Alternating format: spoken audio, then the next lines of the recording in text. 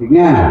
ভালোবাসার মানুষের থেকে কথা বললে, কথা বের হলে যেগুলো ভালো লাগবে। হ্যাঁ, কাজী তারা যারা দেখতে পারা সবই ভালো, ঠিক নেই? কাজী এই সুন্দর মানুষের থেকে সুন্দর সুন্দর কথা শুনবো, মনোযোগ দিয়ে শুনবো ইনশাআল্লাহ। ওমা আলাইনা ইল্লাল বালাগ। আসসালামু আলাইকুম ওয়া রাহমাতুল্লাহি ওয়া বারাকাতুহু। ওয়া আলাইকুম আসসালাম। আলহামদুলিল্লাহি ওয়াহদা ওয়াস সালাতু ওয়াস সালামু আলা মান লা নাবিয়্যা বা'দা الذي يحمد حمدا بعد حمده وعلى آله وأصحابه وأهل بيته أجمعين وأشهد أن لا إله إلا الله وحده لا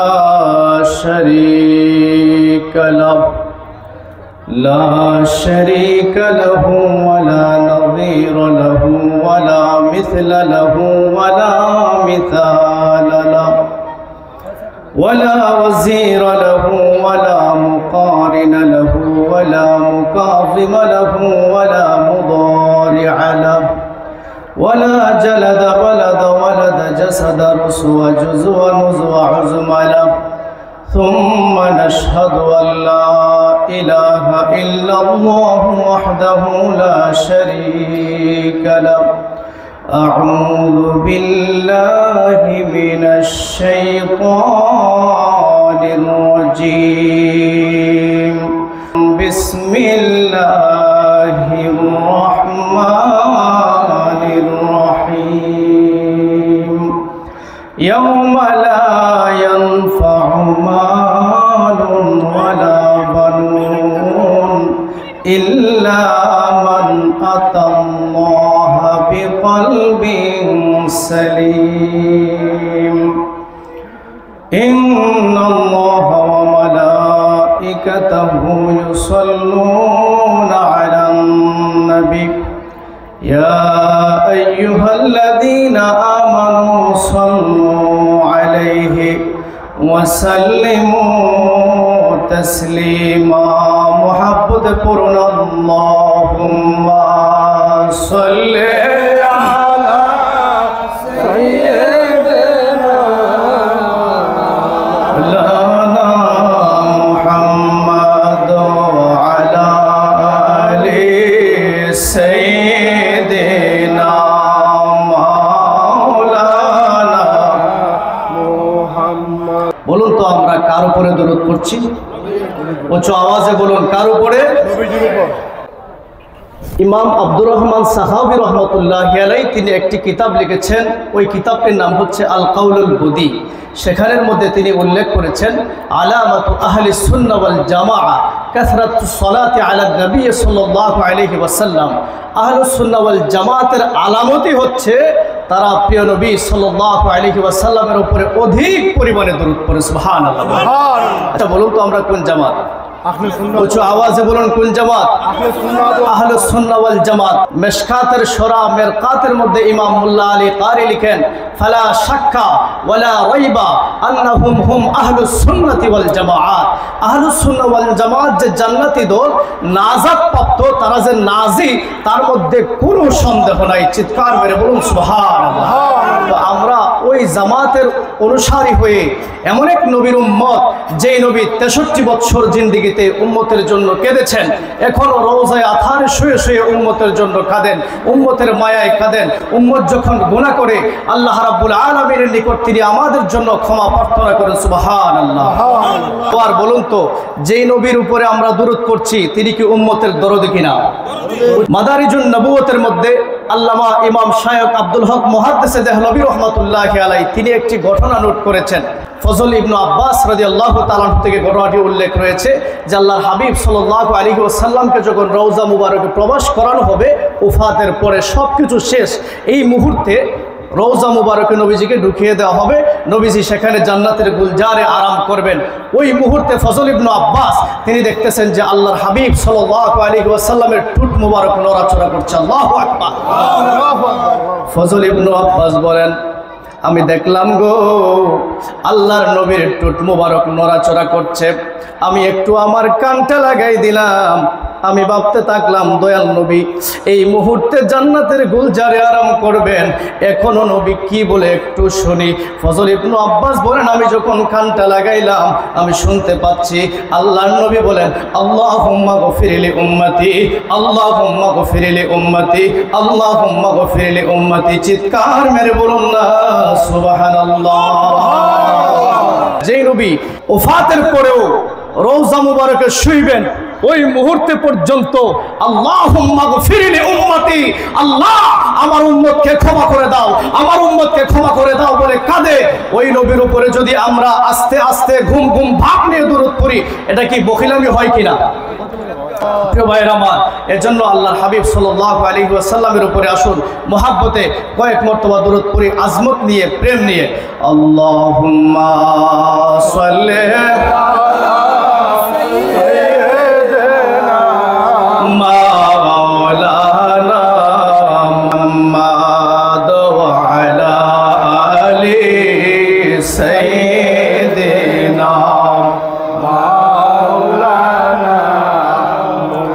চিন্তা করে দেখো রে মন, রাত্র নিশি গভীরে, মরণ কালে বান্ধব নাই রে, কে যাবে তোর সঙ্গেতে। আল্লাহুম্মা সাল্লি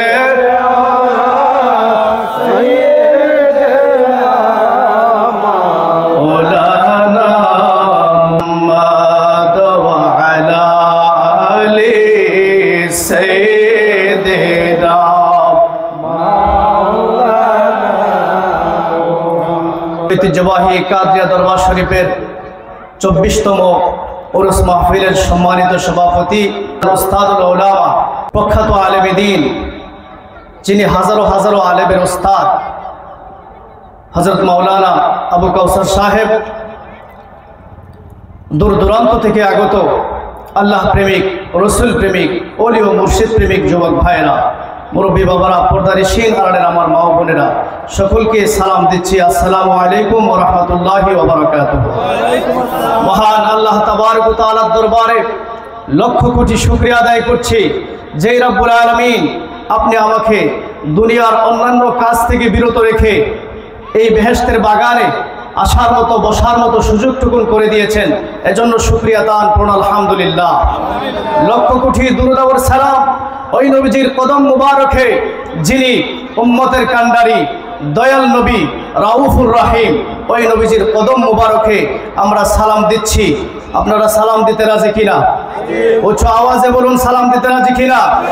প্রিয় ভাইয়েরা, একটু আগে আপনাদের যে ঘটনা শুনাইলাম, সেখান থেকে তো আপনারা বুঝতে পেরেছেন যে আল্লাহর হাবিব সাল্লাল্লাহু আলাইহি ওয়াসাল্লাম আমাদের কতটা আপন।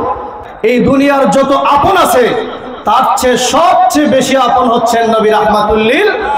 উচ্চ আওয়াজে বলুন রাহমাতুল লিল। বলুন তো, আমরা যে পৃথিবীতে আসছি, আমরা কি চিরদিন থাকবো না চলে যাব?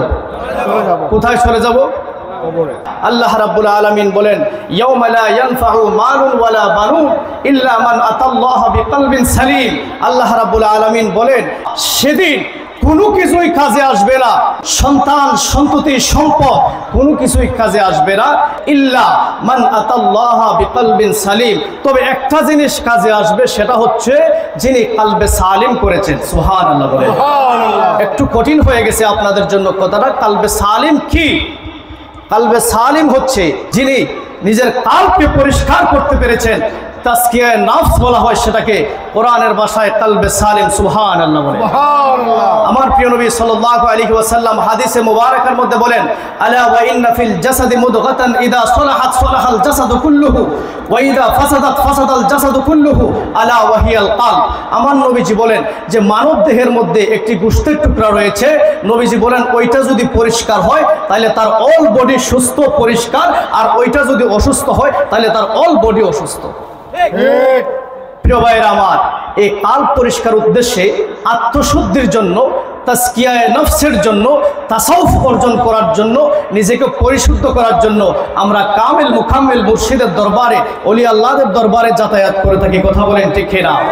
প্রিয় ভাইরা, এটা কিন্তু নতুন নয়, এটা নতুন নয়। আজ থেকে ১৫০০ বছর আগে আল্লাহ রাব্বুল আলামিন সেই তাজকিয়ায়ে নফসের কথা পবিত্র কোরআনুল কারীমের মধ্যে উল্লেখ করে দিয়েছেন এবং সালিহিনদের সাথী হওয়ার জন্য, মুত্তাকিদের সাথী হওয়ার জন্য আল্লাহ রাব্বুল আলামিন আমাদেরকে আদেশ করেছেন।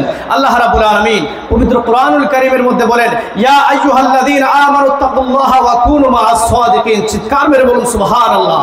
আল্লাহ রাব্বুল আলামিন বলেন, ও ঈমানদারেরা, তোমরা আমাকে ভয় করো এবং যারা সাদিকিন, সৎকর্মশীল, যারা সত্যবাদী, তোমরা তাদের সঙ্গী হয়ে যাও। সুবহানাল্লাহ। এই আয়াতের তাফসীর করতে গিয়ে তাফসীরে রুহুল বায়ানের মধ্যে আল্লামা ইসমাইল হাক্কি রাহমাতুল্লাহি আলাইহি তিনি তাফসীর করেছেন, আস-সাদিকুনাল মুরশিদুনা ইলা তরিকিল উসুল।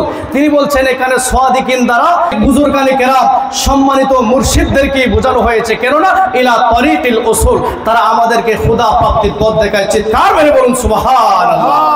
ভাইরা আমার, শুধু এখানেই শেষ নয়, আল্লাহ রাব্বুল আলামিন আরো বলেন, ইয়া আইয়ুহাল্লাযীনা আমানুত্তাকুল্লাহা ওয়াবতাগু ইলাইহিল ওয়াসিলা। ও ঈমানদারেরা, আমাকে ভয় করো এবং আমাকে পাওয়ার পথে ওয়াসিলা অন্বেষণ করো। কি করো? উচ্চ আওয়াজে বলুন, কি করো? এবার ওয়াসিলা কি? এই আয়াতের তাফসীর করতে গিয়েও আল্লামা ইসমাইল হাক্কি রাহমাতুল্লাহি আলাইহি তিনি তাফসীরে রুহুল বায়ানের মধ্যে বলেন, লা ইয়াহসুলু ইল্লা বিল ওয়াসিলা। ওয়াসিলা ব্যতীত আল্লাহকে হাসিল করা যায় ওয়া হিয়া উলামাউল হাকিকা ওয়া মাশায়েখুত তরিকা। আর সেই ওয়াসিলা হলো উলামায়ে হাকিকি, উলামায়ে কেরাম এবং তরিকতের মাশায়েখগণ। চিৎকার মেরে বলুন সুবহানাল্লাহ। আল্লাহ রাব্বুল আলামিন আরো বলেন, ওয়াত্তাবি' সাবিলা মান আনাবা ইলাইয়া।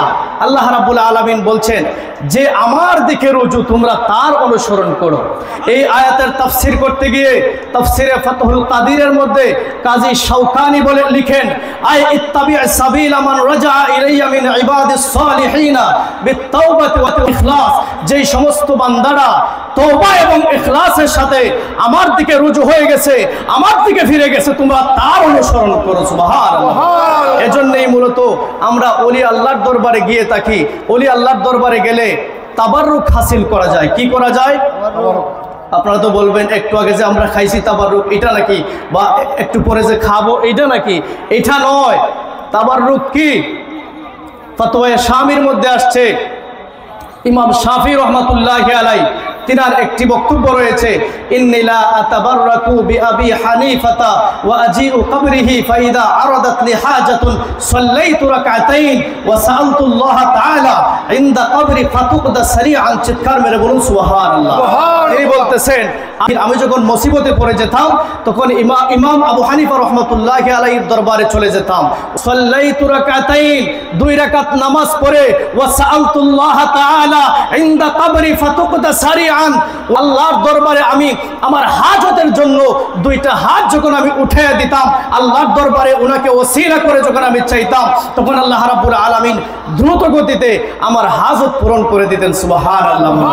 প্রিয় ভাইরা আমার, আল্লাহর ওলিদের পথে থাকলে লাভ না ক্ষতি? উচ্চ আওয়াজে বলুন, লাভ না ক্ষতি? আমরা যেই তরিকা গ্রহণ করেছি সেই তরিকার নাম হচ্ছে তরিকায়ে কাদরিয়া। উচ্চ আওয়াজে বলুন, তরিকায়ে কাদরিয়া।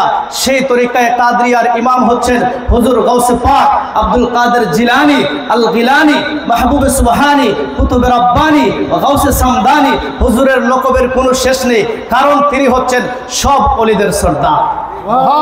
হুজুরের যত জীবনী গ্রন্থ রয়েছে, আমি যত জীবনী গ্রন্থ পড়েছি, তোর মধ্যে সবচেয়ে একটা বিশুদ্ধ জীবনী গ্রন্থ হচ্ছে বাহজাতুল আসরার ওয়া মাআদিনুল আনওয়ার। সেখানের মধ্যে ইমাম শাতনুফি শাফি রহমাতুল্লাহি আলাইহি তিনি এমন ভাবে উল্লেখ করেছেন যে হুজুর গাউসে পাক আব্দুল কাদের জিলানী বলেন, ওয়া ইজ্জাতি রব্বি ওয়া জালালিহি ইন্না ইয়াদি আলা মুরিদিকা সামাই আলাল আরদি। তিনি বলতেছেন, আমার রবের ইজ্জত এবং জালালের কসম, আমার মুরিদের মাথার উপরে আমার হাত তেমনি ভাবে রয়েছে যেমনি ভাবে জমিনের উপরে আসমান রয়েছে। তাকবীর, আল্লাহু আকবার, সালাত ইয়া রাসূলুল্লাহ, সুন্নাত ওয়াল জামাত জিন্দাবাদ, জিন্দাবাদ, দরবার শরীফ জিন্দাবাদ, জিন্দাবাদ, মাওলানা শাহ কাদরি সাহেব জিন্দাবাদ জিন্দাবাদ তাকবীর আল্লাহু আকবার। আমার প্রিয় ভাইয়েরা, আমরা কাদের অনুসরণ করি এইটুকু বোঝানোর জন্য আমি এই এবারটুকু পড়ছি। ওনাদের সামনে এই সাহস আমরা করতে পারি না, শুধু এইটুকু বোঝানোর জন্য যে আমরা কাদের অনুসরণ করি। হুজুর গাউসে পাক আব্দুল কাদের জিলানী আল গিলানী এমন একজন অলি যিনি মুহূর্তে অলি জন্ম দিতে পারেন। সেই হুজুরের নামের তরিকার নিসবতে সেটা হচ্ছে কাদরিয়া দরবার শরীফ। সেখানেও আসলে কেউ যদি আজও, এটা বেলায়েতের যুগ, আজও যদি কেউ তরিকার কাজ করে শরীয়তের পাবন্দী হয়ে যায় আর সম্পূর্ণভাবে রাসূল পাকের সুন্নাহ অনুসরণ করে সে আল্লাহর দিকে রুজু হয়ে যায়, অবশ্যই সে ওলি হয়ে যাবে, কারণ এটা ওলি হওয়ার যুগ। সুবহানাল্লাহ বলে। সুবহানাল্লাহ। অনেকে তরিকার নাম বললে ওনাদের মাথা গরম হয়ে যায়। তরিকার নাম বলে কেন মাথা গরম হবে বলুন তো? হুজুর গাউসে পাকের যদি পীর লাগে আমার কেন লাগবে না, এটাই আমার বুঝে আসে না।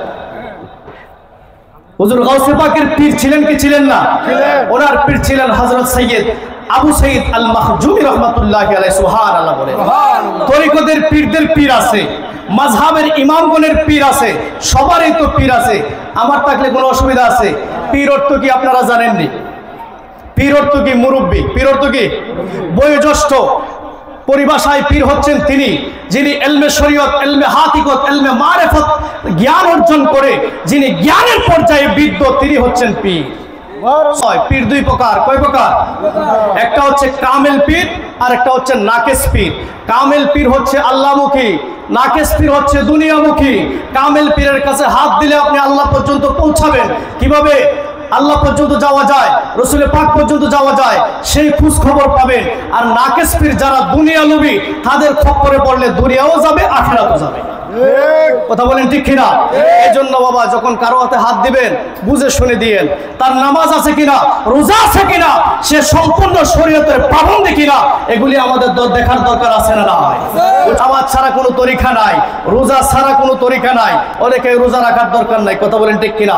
হুজুর গাউসে পাক রোজা রাখে আর আমি গাউসে পাকের তরিকার সালেক হয়ে বলি যে রোজা রাখার দরকার নাই, এটা নির্লজ্জতা ছাড়া আর কিছু না। কথা বলেন ঠিক কিনা? বাবা, তরিকা আছে না? নাই। ফতোয়ায়ে শামির মধ্যে উল্লেখ রয়েছে, ওয়াকালা আবুল কাসেম আনা আখাসতুহা মিনাশ শিবিলি। তিনি আবুল কাসেম রহমাতুল্লাহি আলাইহি তিনি বলেন, আমি তরিকা গ্রহণ করেছি হযরত শিবলি রহমাতুল্লাহি আলাইহি থেকে। ওহুয়া মিন মারুফ আল খারকি।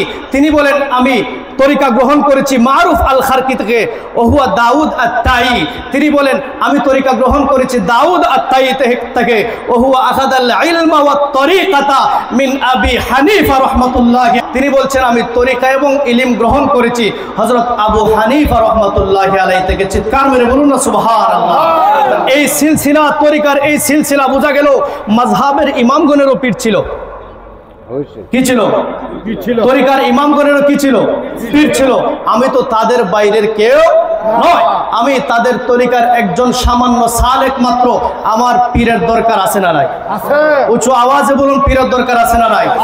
মাকাসিদুল হাসানার মধ্যে আল্লামা ইমাম আব্দুর রহমান সাখাভী রাহমাতুল্লাহি আলাইহি তিনি একটি হাদিস সেখানের মধ্যে উল্লেখ করেছেন, আন-নাযরু ইলা ওয়াজহিল আলিম ইবাদা ওয়াল জুলুসি মাহু ইবাদা ওয়াল কালামি মাহু ইবাদা। চিৎকার মেরে বলুন সুবহানাল্লাহ। তিনি বলছেন যে হক্কানি রব্বানি আলেমের চেহারার দিকে তাকানো ইবাদত, ওয়াল জুলুসি মাহু ইবাদা তাদের সাথে বসা ইবাদত, ওয়াল কালামি মাহু ইবাদা এবং তাদের সাথে কথা বলাও ইবাদত। চিৎকার মেরে বলুন না সুবহানাল্লাহ। এজন্য